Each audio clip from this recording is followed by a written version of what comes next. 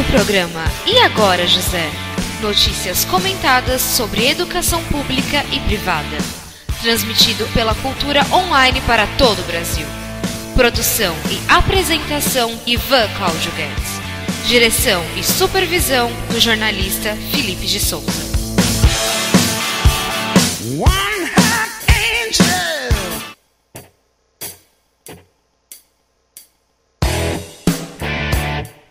Olá, ouvintes da Cultura Online Brasil. Está no ar o programa E Agora, José? Um programa que discute a educação.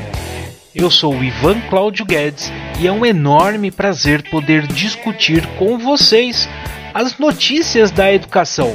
Juntamente com a Cultura Online Brasil, você acompanha aos domingos, das 18 às 19 horas, as principais notícias da educação, sempre acompanhada, é claro, das nossas análises e críticas. Um programa de web rádio. Sim, web rádio.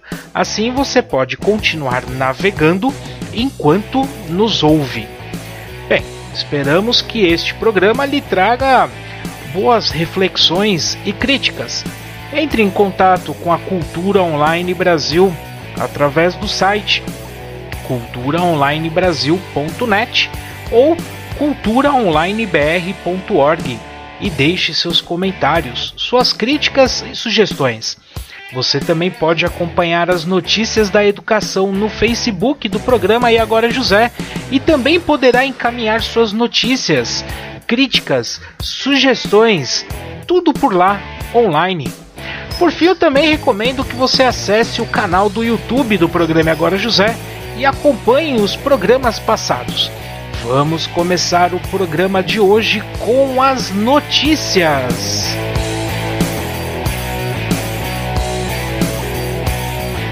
Aluno chega à escola de peito estufado e sai de cabeça baixa.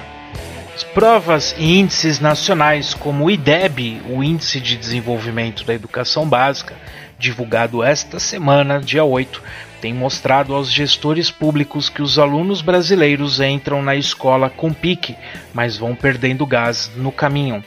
Nossos estudantes vão acumulando deficiências de conteúdo ao longo da vida escolar, repetem de série, frustram-se e, ao desembocar no ensino médio, correm grande risco de largar a escola. Hoje, metade de quem ingressa pequenininho no sistema de ensino nacional conclui o ensino médio. Estamos deixando 50% dos brasileiros pelo caminho. É muita coisa para um país que precisa de tantos médicos, professores e de engenheiros.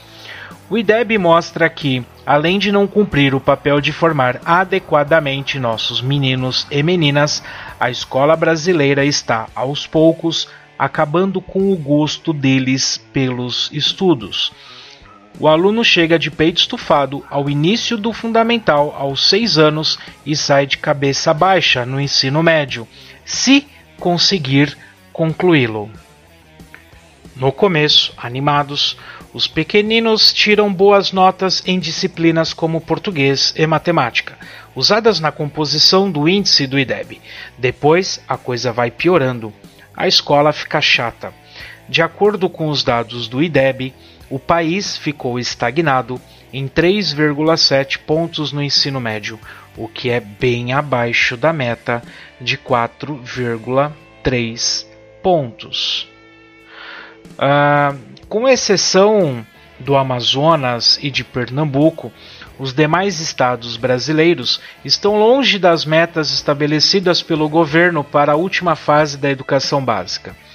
Isso inclui São Paulo, o estado mais rico do país, que possui o IDEB de 3,9 pontos, ou seja, 0,3 abaixo da meta de 4,2 pontos. Ora, vale lembrar o que aconteceu recentemente no estado, quando estudantes jovens insatisfeitos com uma reorganização escolar proposta pelo governo ocuparam os prédios de suas instituições. Além disso, também conta-se com a greve, a maior greve de todos os tempos do estado de São Paulo, de 82 dias. Nesse momento, vale ressaltar a falta de interesse do Estado de São Paulo em tratar a educação como uma coisa séria. Especialistas em educação sabem que o aluno a partir de 12 ou 13 anos, que estão justamente no final do ensino fundamental, devem começar a participar da gestão da escola. No ensino médio, os adolescentes devem ter uma postura ativa na educação. E, adivinhem, alunos mais participativos têm melhor desempenho na escola e tendem a evadir menos. Basicamente, eles mantêm o peito estufado no início do início escolar. Os adolescentes paulistas não queriam a reorganização e o fechamento de suas escolas, mas também não gostam da apostila, que é chamada de caderno do aluno, das aulas conservadoras em lousa e giz, das disciplinas vagas que não têm professor. Esses meninos estão sendo ouvidos? Certamente não. Há tempos, o ensino médio tem preocupado os especialistas e gestores de educação. O Exame Nacional do Ensino Médio, inclusive, surgiu em 1998, com o objetivo de mapear as falhas dessa etapa e acabou virando um grande vestibular. Na prática, o governo não sabe exatamente o que está acontecendo com o nosso ensino médio, onde estamos derrapando e em qual parte podemos melhorar. Fazer provas e analisar dados como os do IDEB é importante, mas ouvir nossos estudantes para formular uma nova política de educação pode ser muito mais efetivo. Essa é a análise de Sabine Righetti, em colaboração para a Folha de São Paulo. Continuando nessa linha de discussão sobre o IDEB, que foi apresentado esta semana pelo Ministério da Educação, eu apresento agora a análise do Daniel Cara. Ele que afirma que existe uma grande relação entre o IDEB de 2015 no ensino médio e a ocupação das escolas, assim como nós acabamos de tratar aqui a outra discussão sobre essa questão da ocupação dos prédios escolares ocorridas o ano passado no estado de São Paulo. Nesta quinta-feira, 8 de setembro, então, o Ministério da Educação apresentou os resultados do IDEB, um índice que busca dar uma espécie de nota à educação no Brasil com inúmeros limites. Os resultados preliminares são desanimadores, principalmente no ensino médio, com notas ainda mais baixas. Abriu-se então espaço para a construção de uma narrativa de flexibilização do currículo, que em tese pode ser uma boa ideia, mas não como tem sido discutida entre muitas redes estaduais e fundações empresariais de educação, algumas delas sérias. Os governos falam sobre educação e fazem praticamente nada. E a solução que deve se propor agora, pelas movimentações políticas que observamos, é o famoso mais do mesmo. Afinal, há muitos anos, muitas redes estaduais têm parceria com fundações empresariais para propor soluções para o ensino médio. E até agora, nada avançou. Pelo contrário, como deve mostrar o IDEB 2015, a situação piorou. As soluções para a crise do ensino médio que surgirão no cenário para o público em geral devem desfilar vestidas de inovação. No entanto, novidade mesmo seria valorizar os professores, valorizar boa pesquisa pedagógica sobre o ensino médio, além de uma proposta de interação com os estudantes. Isso sim, fundamental, especialmente nessa etapa. Não é à toa que estudantes do ensino médio ocuparam escolas no ano passado e neste. As ocupações foram, de fato, a maior novidade política em termos de mobilização social desde junho de 2013. Os estudantes levantaram discussões a partir de questões muito práticas: a reorganização escolar, problema da merenda e problema de infraestrutura, e levaram o debate em direção à necessidade de uma nova pedagogia. Os estudantes estão clamando por uma nova pedagogia.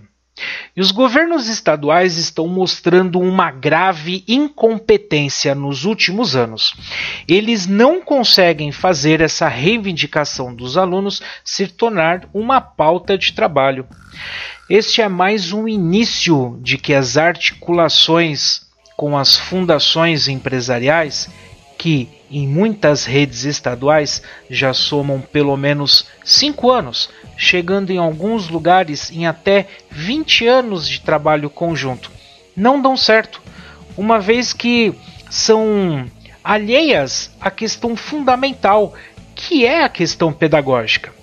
Assim, algumas fundações com trabalhos bastante sérios e consistentes. Pedagogia significa obrigatoriamente ouvir o aluno. Criar um ambiente em que o aluno queira aprender. Significa também, obrigatoriamente, dar poder de gestão das políticas educacionais para os professores. Há muitos educadores muito bons nas redes estaduais.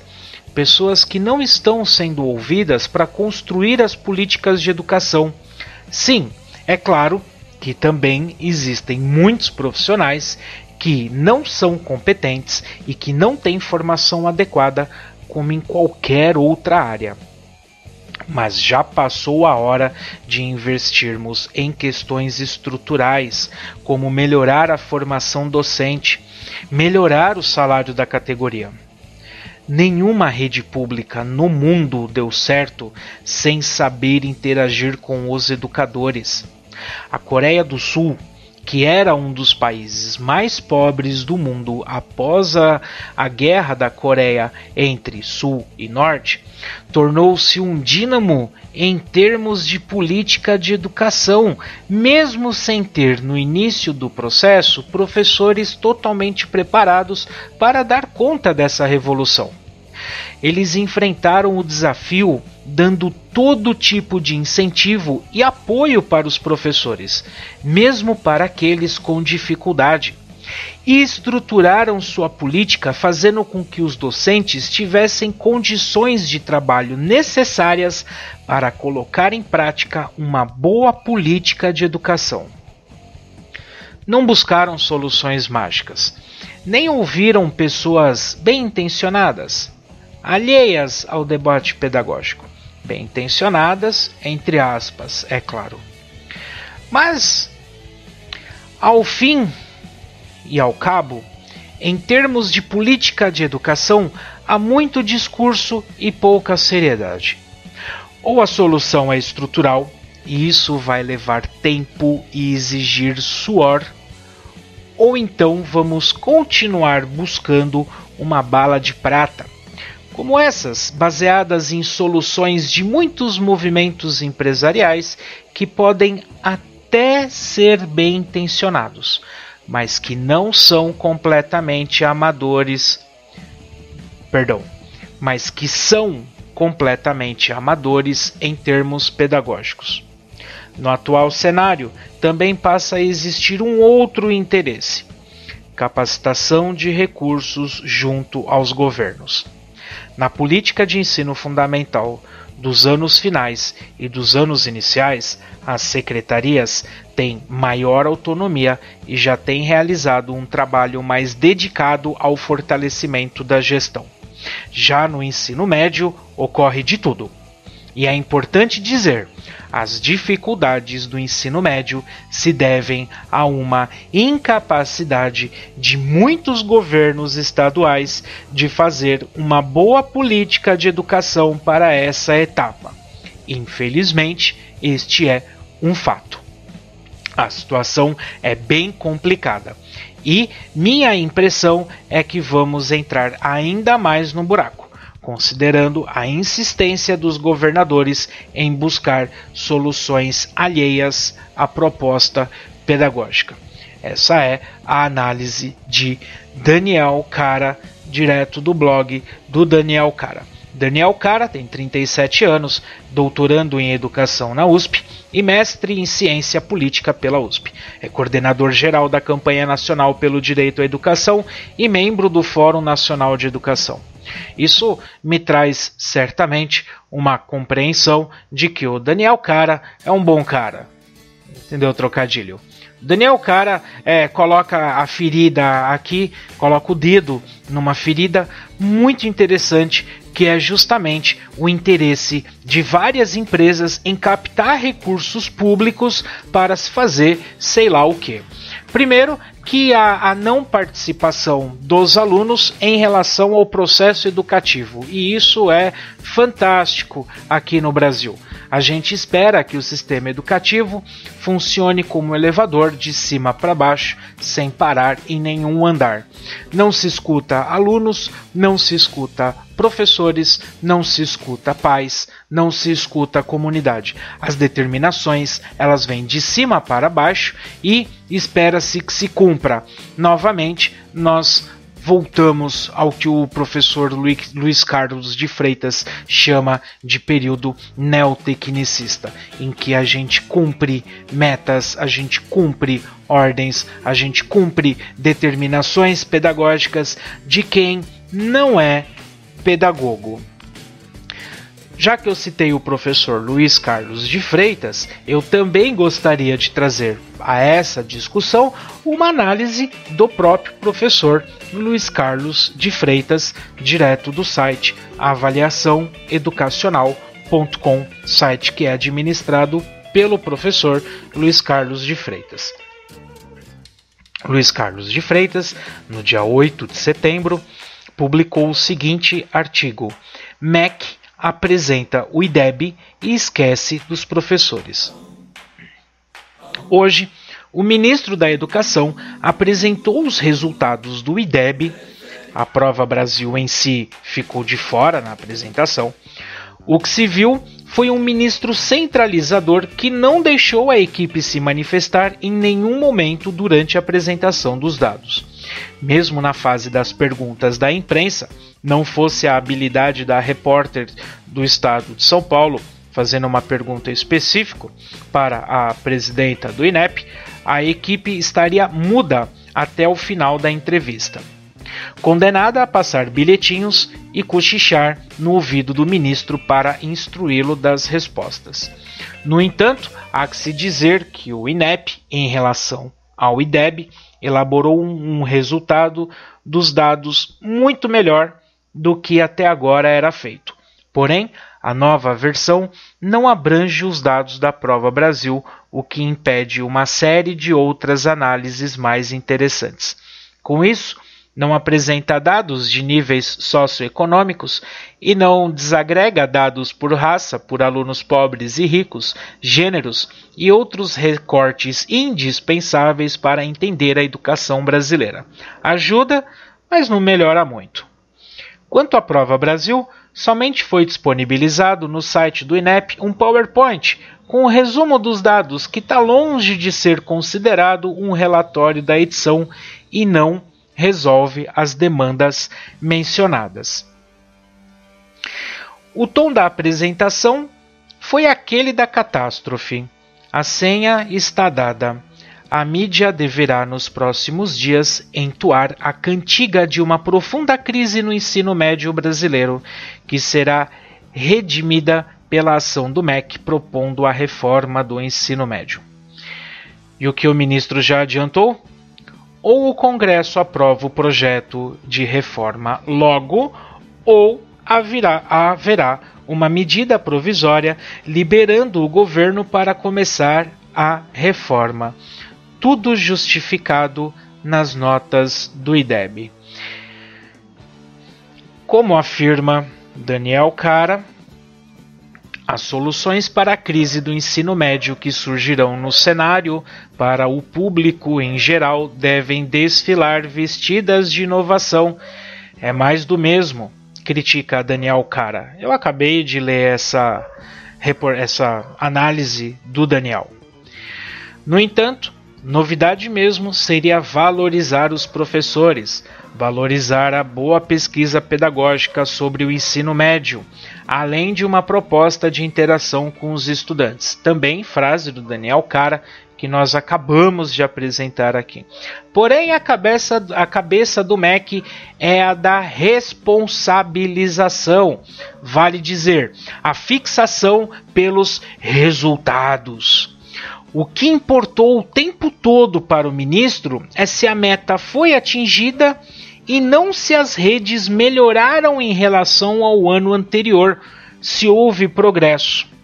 Enfatizou-se que apenas poucos estados atingiram a meta, não importando se houve ou não progresso nos estados. É a visão da responsabilização, olhando para os resultados e não para o esforço. Esforço que não atinge meta não conta. Ou você é perdedor ou é ganhador. É a lógica do mercado. É como se obter resultados fosse uma questão de vontade e união de todos pela educação. Falou-se em medida provisória, falou-se em Concede e Undime, ou seja, nos secretários da educação estaduais e municipais, mas não se disse uma palavra sobre um dos principais atores da educação brasileira, os professores.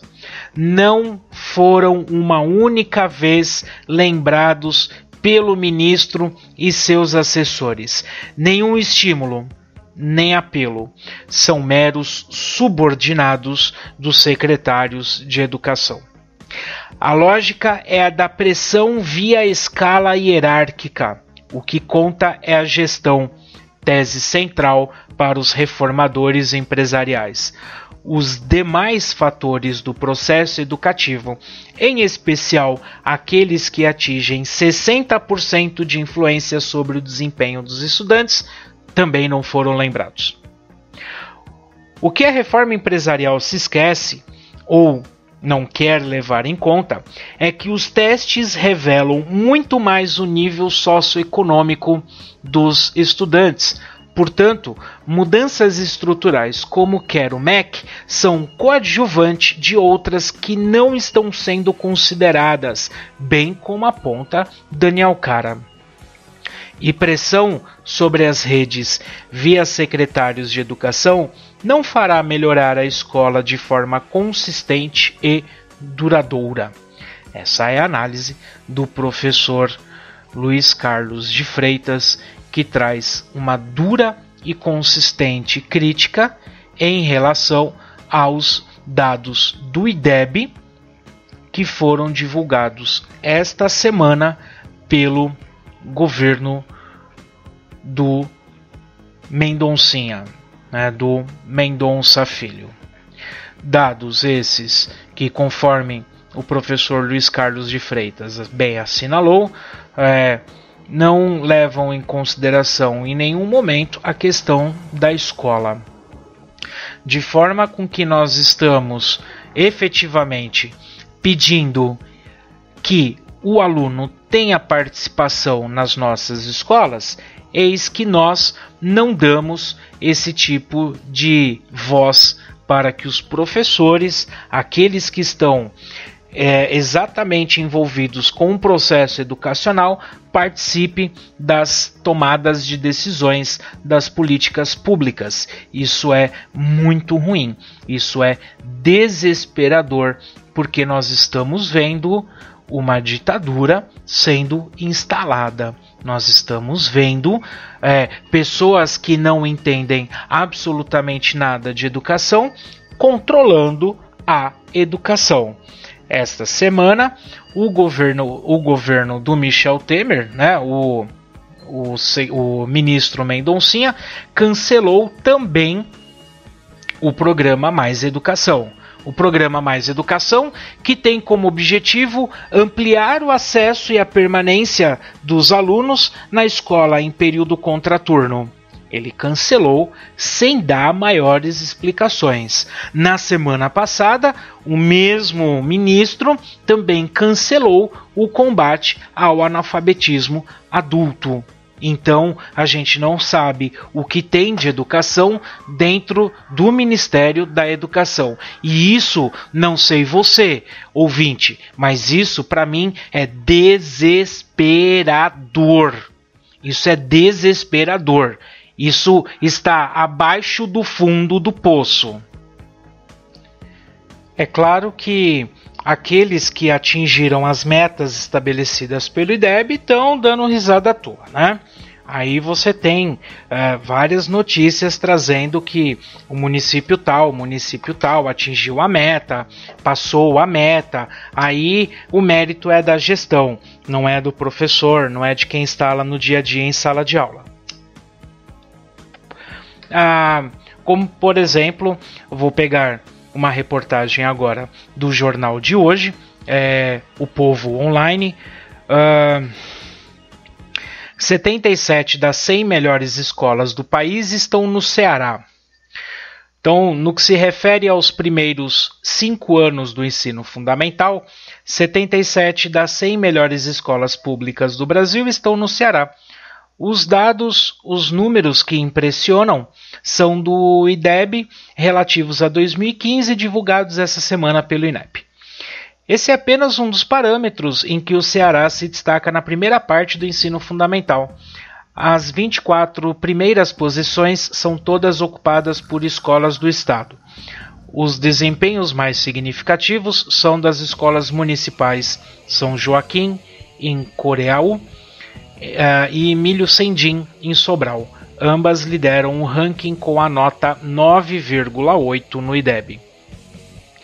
Combate à infrequência, avaliações semanais que baseiam o planejamento da semana seguinte e o ensaio de um tempo integral que oferece reforço escolar no contraturno são 3 das ações destacadas pela diretora Emílio Sendim, Milva Carvalho. A escola saiu de uma nota 7,4 na última avaliação em 2003 para o atual 9,8. A excelência se dá também, conforme a gestora, pela especialização da escola no nicho determinado do ensino fundamental. Dos 702 alunos, apenas 75 são da educação de jovens e adultos. Segundo a diretora, isso faz com que tenhamos a certeza de que o aluno que sai no 5º ano está com a alfabetização consolidada e nos dá mais garantia de que ele obterá sucesso nas próximas etapas de ensino. Tanto nos primeiros anos do ensino fundamental quanto nos finais do 6º ao 9º ano, o Ceará é quem apresenta os melhores resultados do Nordeste no IDEB. A avaliação do 1º ao 5º ano no estado é o 6º do país, com a nota 5,9, enquanto a média nacional é de 5,5 e a do Nordeste 4,8. O Ceará também foi o que mais ultrapassou a meta estipulada, com 1,4 ponto acima dos 4,5 traçados. Dos 183 municípios cearenses avaliados pelo índice, todos alcançaram a meta.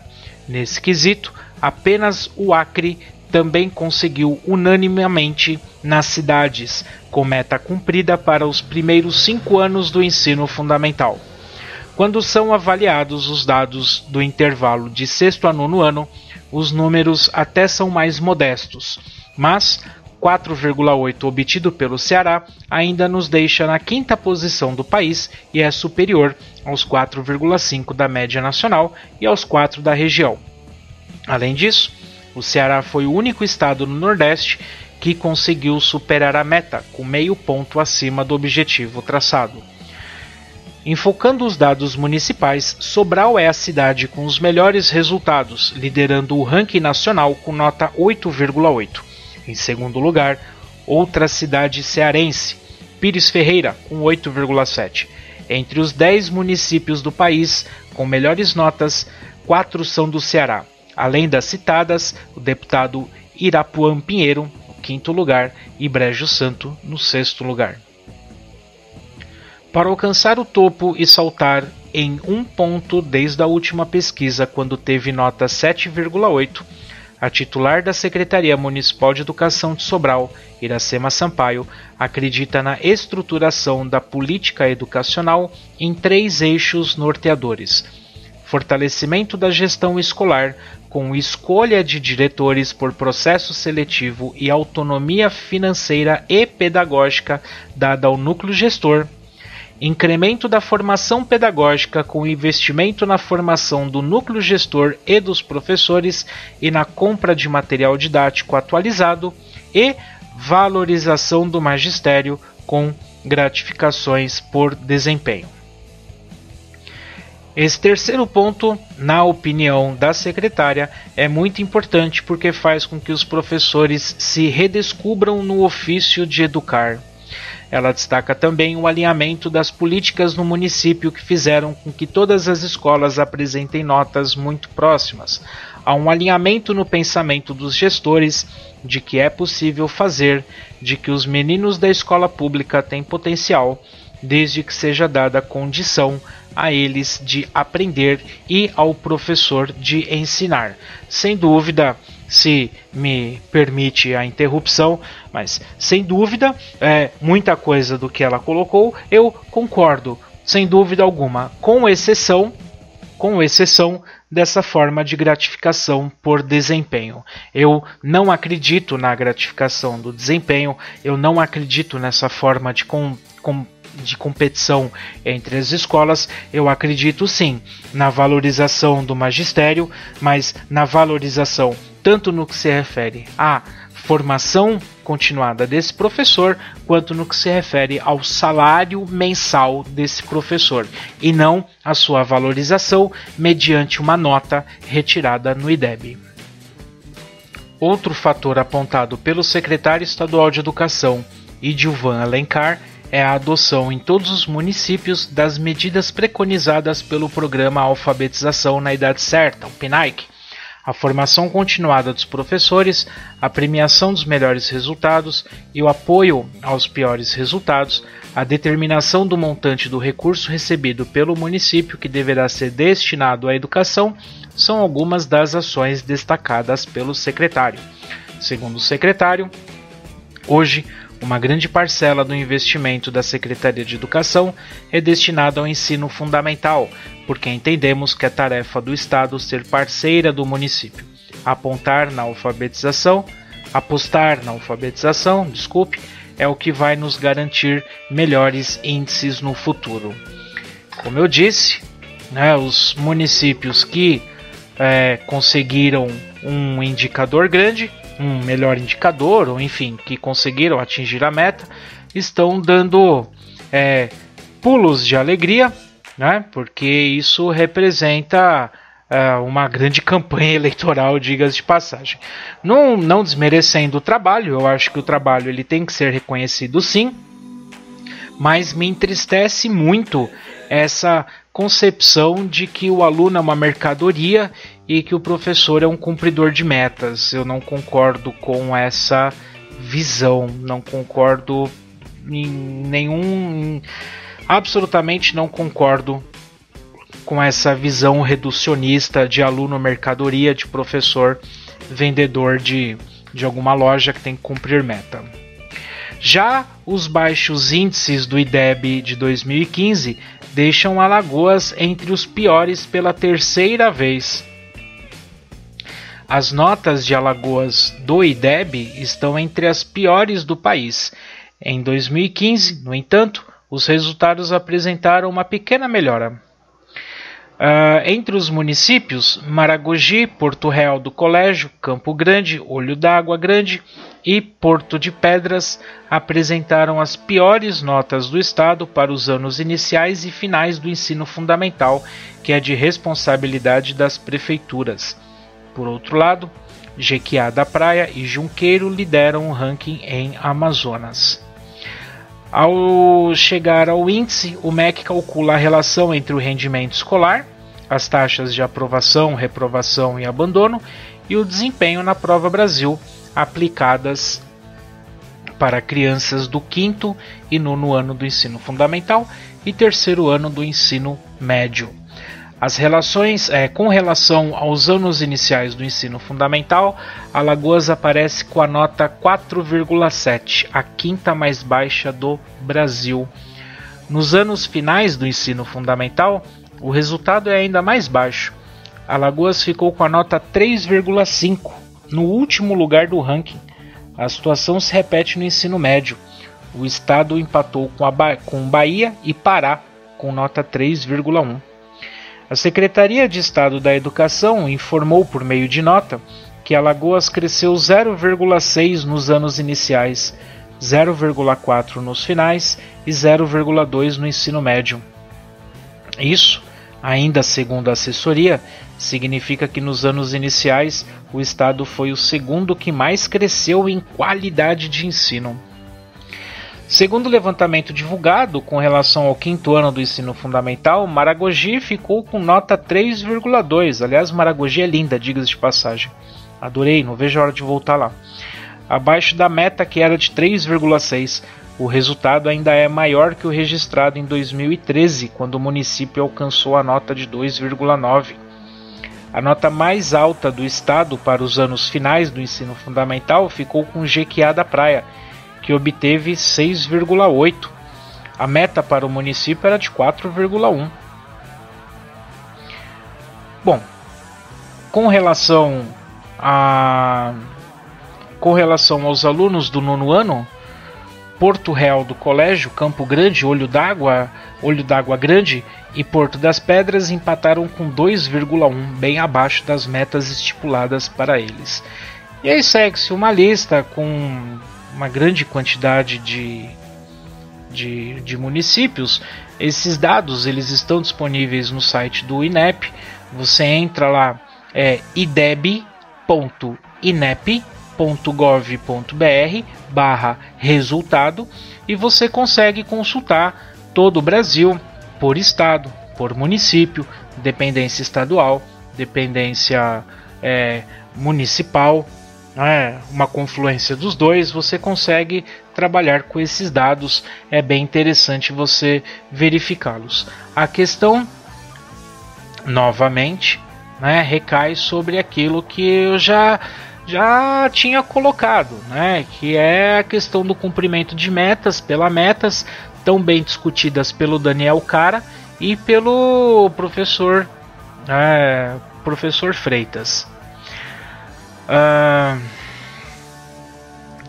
A presidente do Sindicato dos Trabalhadores da Educação de Alagoas, Maria Consuelo, ela lamentou mais uma vez o resultado do IDEB, que não conseguiu atingir a meta estabelecida ao Estado pelo Ministério da Educação, e os índices, segundo ela, sinalizam um descompromisso político-educacional perante a classe trabalhadora e os estudantes. Segundo a presidente, está evidente que o Estado não consegue avançar sem valorização profissional e estudantil, bem como melhoria na qualidade do ensino e otimização da estrutura física. Compreendendo toda a rede educacional, na visão de Consuelo, o sentimento é de angústia por parte de toda a categoria. Ela afirma que há muito discurso, mas na prática nada funciona em um Estado onde o governo é omisso, dotado de um descompromisso político-educacional. Quando conseguimos através de muita luta, é de forma pormenorizada. Este é um processo a longo prazo. Por isso, o governo deveria ter agido há muito tempo. Não vamos conseguir avançar de uma hora para outra. Hoje, são mais de 4 mil professores contratados que não têm direitos garantidos, como férias remuneradas e 1/3 da jornada voltada para as atividades extras de formação profissional. Maria Consuelo também citou a falta do ensino integral, que só existe no papel. Como exemplo colocado pela presidente, a Escola Estadual Geraldo Melo, no conjunto Graciliano Ramos, cujos alunos fizeram um protesto no final de agosto, cobrando cursos profissionalizantes para compor o ensino integral. O que existe é a educação integral na propaganda, pontuou a presidente, citando que o analfabetismo é uma das barreiras a serem enfrentadas. Um programa do governo federal pretendia matricular 17 mil jovens analfabetos, mas o número caiu para 2.000 matrículas.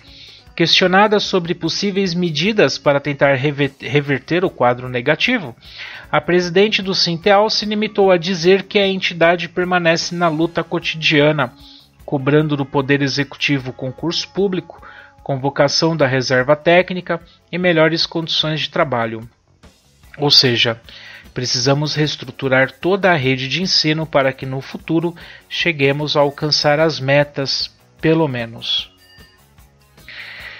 Alagoas, mais uma vez, não conseguiu atingir as metas estabelecidas pelo Ministério da Educação do IDEB, referente ao ensino fundamental, 9º ano e 3º ano do ensino médio. Agora, cabe correr atrás do prejuízo. Né? E é claro, não existe receita mágica, não existe nenhuma pílula secreta que vai trazer o crescimento de uma hora para outra. É preciso sim investir na formação desse profissional, é preciso sim investir na qualificação dos professores, na qualificação continuada, é preciso fazer com que o professor trabalhe em uma escola só, mas que ele receba por isso, e não que ele trabalhe em uma escola só e acabe ficando aí com déficit.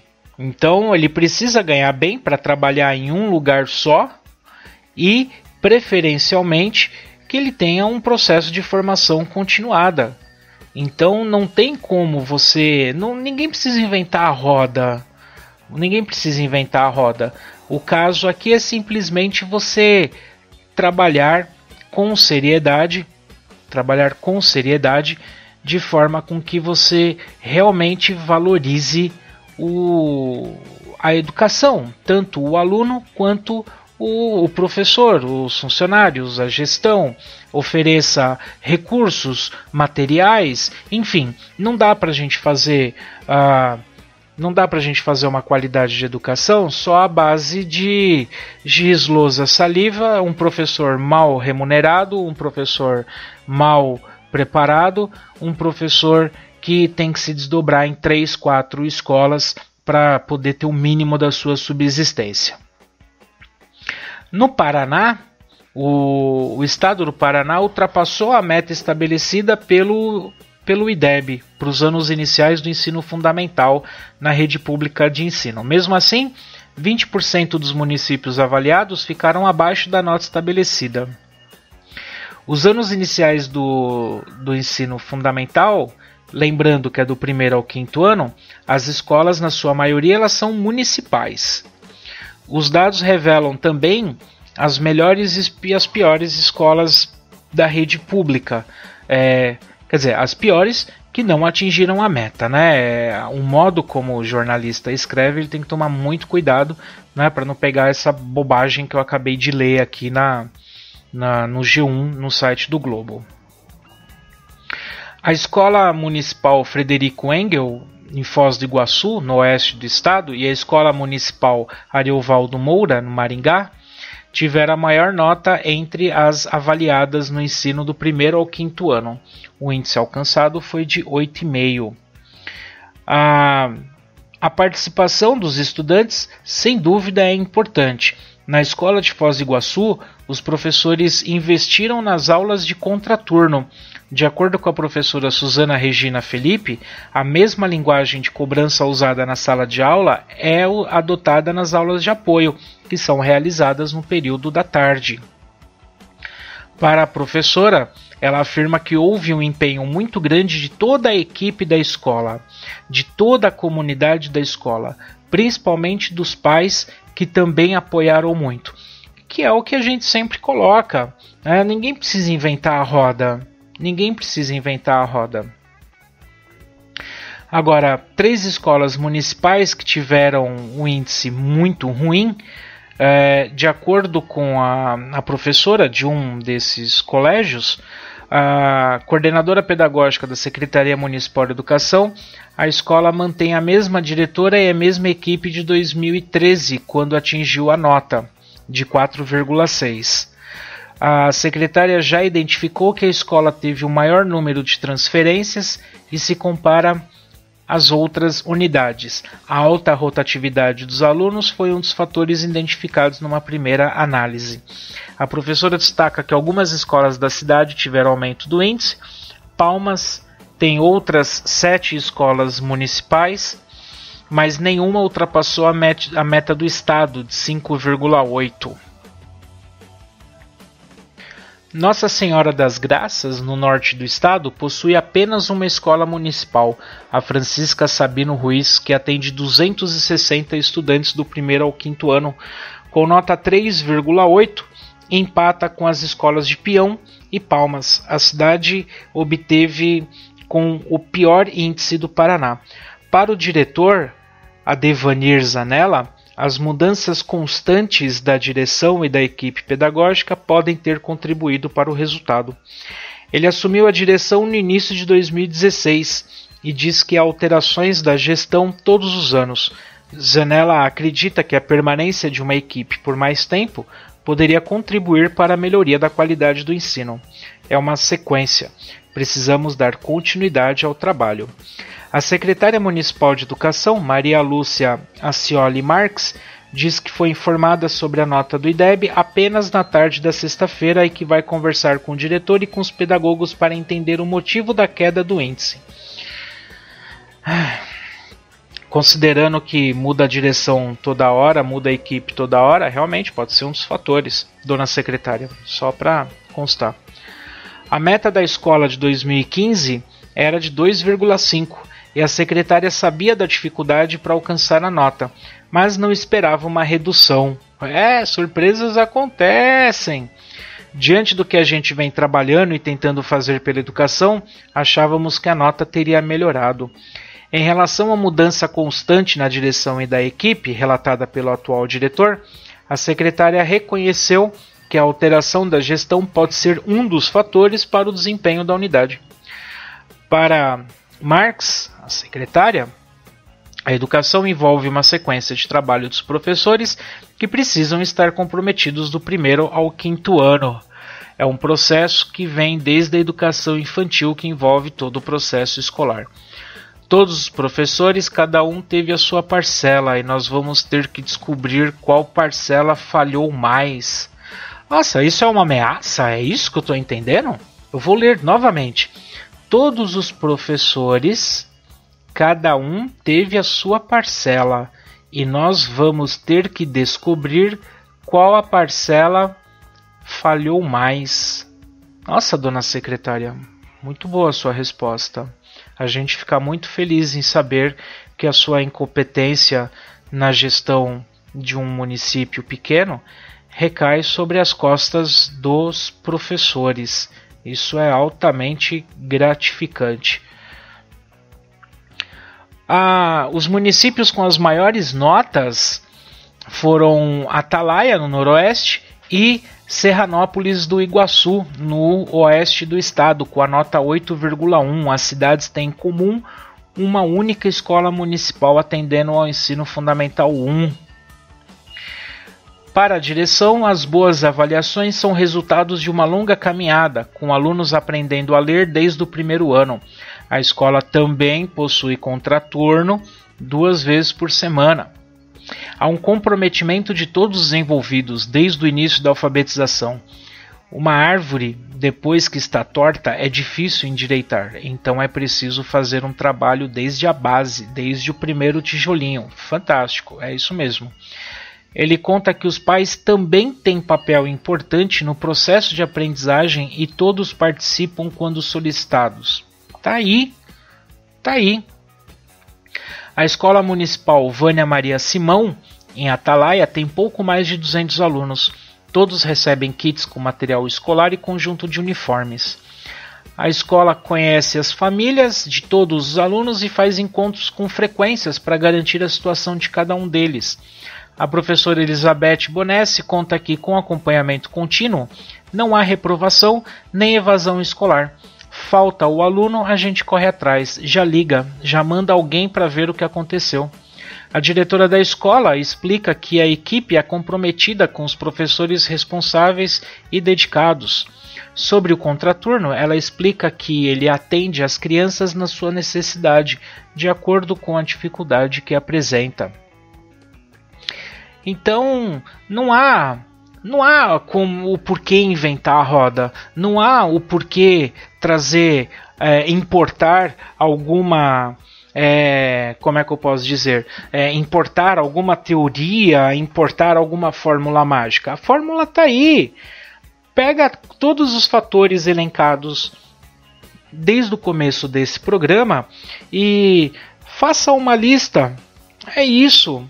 As boas práticas, professores ganhando razoavelmente bem, professores em formação continuada, uma equipe pedagógica coesa, o diretor participando ativamente, a comunidade participando ativamente, os pais participando ativamente.